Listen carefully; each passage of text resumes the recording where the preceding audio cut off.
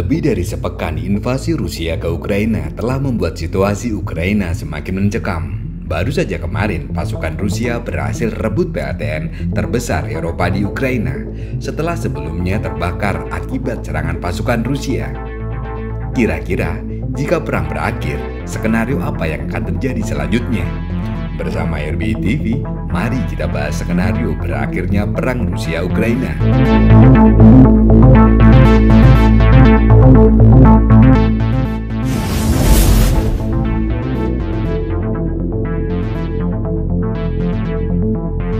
Pertama, perang jangka pendek dan panjang.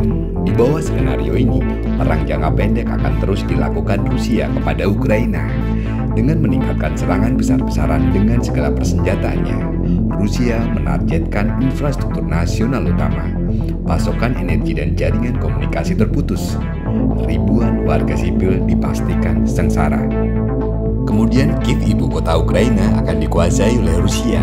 Pemerintah diganti dengan rezim pro-Rusia dan Presiden Volodymyr Zelensky akan dibunuh atau melarikan diri ke luar negeri untuk mendirikan pemerintahan di pengasingan. Sehingga Rusia menang dan menempatkan cukup banyak pasukan untuk mempertahankan kendali di wilayah Ukraina. Tak lama, Ukraina akan bergabung dengan Belarusia sebagai negara klien Moskow.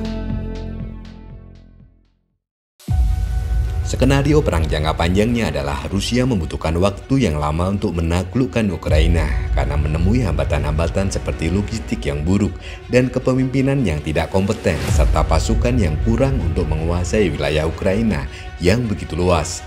Selain itu, pasukan pertahanan Ukraina berubah menjadi pemberontakan yang efektif, bermotivasi, dan didukung oleh penduduk lokal.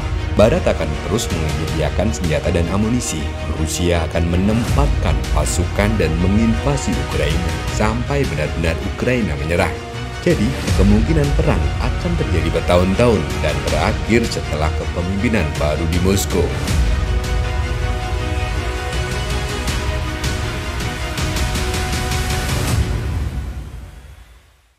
Skenario kedua, perang berakhir dengan digulingkannya Putin. Dengan perang yang dilakukan Putin, ribuan tentara tewas dan muncul sanksi ekonomi yang membuat sipil Rusia menderita. Terlebih masyarakat Rusia sendiri banyak yang mendukung Ukraina. Ini dapat membuat Putin kehilangan posisi dan dukungan dari rakyat. Nantinya ada kemungkinan ancaman revolusi rakyat, meski menggunakan pasukan keamanan internal Rusia untuk menekan oposisi itu. Putin tetap terdesak karena cukup banyak anggota militer Rusia, elit politik, dan ekonomi berbalik melawannya. Meski begitu, skenario ini kemungkinan tidak akan terjadi dalam waktu dekat. Sebab tidak masuk akal jika orang-orang yang telah diuntungkan oleh Putin tidak lagi percaya bahwa dia dapat membela kepentingan mereka. Skenario ketiga, perang dengan Eropa. Ada kemungkinan perang dapat terjadi di luar perbatasan Ukraina. Putin bisa berusaha untuk mendapatkan kembali lebih banyak bagian dari bekas kekaisaran Rusia dengan mengirimkan pasukan ke bekas Republik Soviet seperti Moldova dan Georgia yang bukan bagian dari NATO. Putin juga dapat menyatakan bahwa pasokan senjata barat ke pasukan Ukraina adalah tindakan agresi yang memerlukan pembalasan. Dia bisa mengancam untuk mengirim pasukan ke negara-negara Baltik yang merupakan anggota NATO seperti Lithuania untuk membangun koridor darat di sana.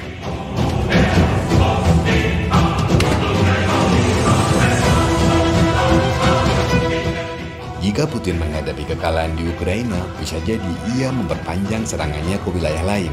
Diketahui, minggu ini Putin menempatkan pasukan nuklirnya pada tingkat siaga yang lebih tinggi.